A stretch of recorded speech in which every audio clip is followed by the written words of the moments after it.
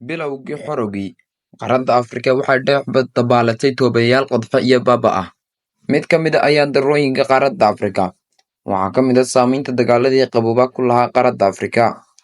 Dadaaladii la rabay in lagu mideeyo qaaradda Afrika waxaa caqabad ku noqday oo soo wajahay dhibaatooyin badan oo ay ugu horreeyeen loolankii u dhexeeyay quwadihii Soviet iyo Galbeedka iyo dagaalkii qaboobaa ee ka dhashay hirdangaas.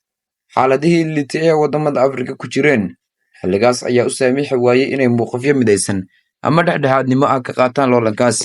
Isxulafaysiga iyo hirdanka cusub ee ka dhashay dagaalkii qaboobaa waxay qaaradda Afrika mar kale geyaysiiyeen gumaysi hor leh iyo inay mar kale noqoto xayndaab ay kooxo shisheeye isku dagaalaan.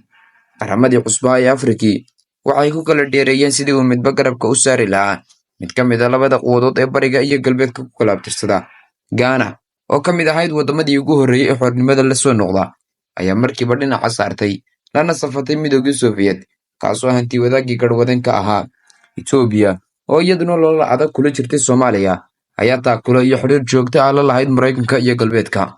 Inkastoo waddamada Afrika awood gorgortan oo dhammaysa aysan lahayn, taasoo jaangoyn karta cidda ay la safanayaan, haddana badi waxay isku dayayeen in ay go'aamadooda ku saleeyaan hadba danaha dhaqaale iyo kuwa milatari ee ay higsanayeen.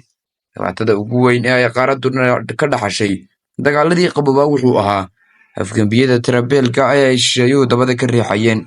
Dheergarad badan oo hormuud u ahaa aragtida midaynta qaaradda iyo suulinta saamaynta uu gumaysigu kaga tegay ayaa noqday dhibanayaasha ugu weyn ee afgembiyadaas.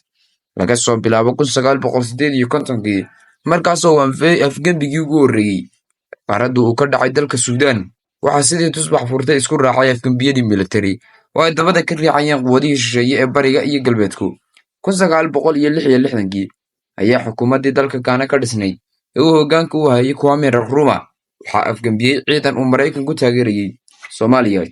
Kadib markii ay dowladdii rayidka ahayd ee xukunka gumaystaha kala wareegtay ay ku fashilmeen hagidda iyo dhisidda bulshada, waxaa dhacay afgembigii kacaanka dalka kula wareegay, kaasoo isaguna sarkiisa markiisii caasha saaray midoogii Soviet.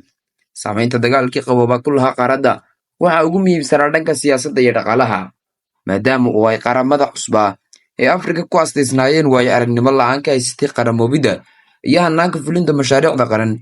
Waxay taasi keentay inay ku fashilmaan gaadhidda xasillooni siyaasadeed iyo isku hayn bulsho. Hogaamiyeyaashii Afrika waxay awoodi waayeen inay xal u helaan dhibaatooyinkaas. Waxay bilaabeen inay isticmaalaan awood iyo jujub si ay danahooda u meelmariyaan.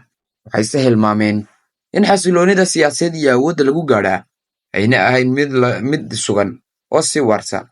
Dhan kale waxa ay arrintani dabka ku sii shiday eedihii hore loo hayay qaramada cusub, taasoo ahayd inay qaramada cusub yihiin soogalooto iyo kuwo aan matalaad dhaba ka haysan bulshooyinkooda. Xukuumadii kala dadwanaa ee wakhtigaas jiray waxay nacayb xad dhaafa u qaadeen mucaaradkii siyaasadeed amaba cid kasta oo ka fikir duwan, iyagoo u arkayay inay yihiin cadow, isla jeerkaasna ay ka soo horjeedaan madax-bannaanida. Hogaamiyeyaashii Afrika waxa kale oo ay ku safaysnaayeen muxaafadnimo iyo isbeddel diidnimo, waxayna badi ka cagajiideen isbeddello siyaasadeed iyo kuwo dhaqaale oo waddamada ka dhasha.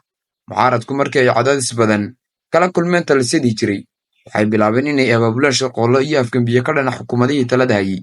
Qodobadii sii horeeyey afgembiyada militari ee sharci darrada ahaa ee dhacay 10kii sane ee ugu horreeyay madax-bannaanida kadib waxaa ka mid ahaa musuqmaasuqa, qalafsanaanta xukuumadihii talada hayay, faragelinta shisheeye, hoos u dhaca xisbiyadii dimuqraadiga ahaa, dhaqaalaha oo hoos u dhacay, iyo ciidamada militariga ah oo ku baraarugsanaa inay kuraasta ka tuuri karaan hogaamiyeyaasha siyaasadeed ee rayidka ah.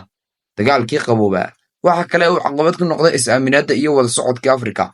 Waxa uu sii horreeyey murankii xuduudaha ay ka dhex xaloosnaa waddamada badan ee qaaradda ku yaal, waxaana adkaatay furfurnaatii ganacsi ee waddamada gudahooda. Laba nin oo u kurgalay finaqsanaanta waddamada labadii quwadood ee Soviet iyo reer galbeedka ay ku loolamayeen waxayna soo dhiraandhiriyeen moodhel xisaabeed. Kadib dhibdib labaad ayay siiyeen, kaasoo ah tixgelinta xidhiidhka ka dhexeeya laba waddan oo kasta sida dhaqaalaha, taariikhda, isirka iyo siyaasadda, kuwaasoo go'aaminaya waddan kastaaba cidda uu la safanayo. Sawirkan hoose ama sawirkan hortiinna ka muuqda ayay ku muujiyeen filaqsanaanta qaaradda ee u janjeersiga labada quwadood midkood.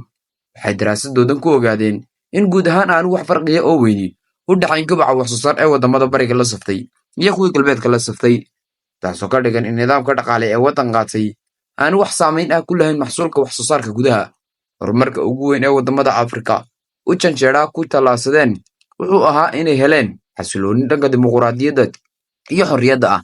Dhanka kale, waxay waddamadaasi la kulmaan isku dheelitirnaan la'aan dhaqaale oo ka ballaadhan tan waddamada bariga la safan, taasoo keentay ququuq dabaqeed. Saamayntii uu dagaalkii qaboobaa ku lahaa qaaradda Afrika waxaa lagu tirakoobi karaa dhowr qodob oo kale ah: dhigmiyada dhanka kheyraadka ah oo lagula kacay waddamada Afrika, ku tiirsanaanta kaalmada shisheeyaha taasoo Afrika geysiisay burbur dhaqaale, deymo xad dhaaf ah iyo dayac bulsheed. 3. Xasilooni darro siyaasadeed, dagaallo sokeeye iyo masiibooyin dhanka aadamaha ah, hogaamiyeyaal kale talisa oo qaaradda ku xididaystay. Si kastaba ha ahaatee, Afrika ayaa la kulantay nasiib darrooyinkii ugu waaweynaa ay qaaradii la kulanto kadib markii uu gumaysigu ka kacay. Intaas ayaynu ku soo gabagabeynaynaa muuqaalkeennan. Haddaba muuqaalku uu qanciyo like saar, siina sheer garee. Haddii aanad weli nagu soo biirina nagu soo biir.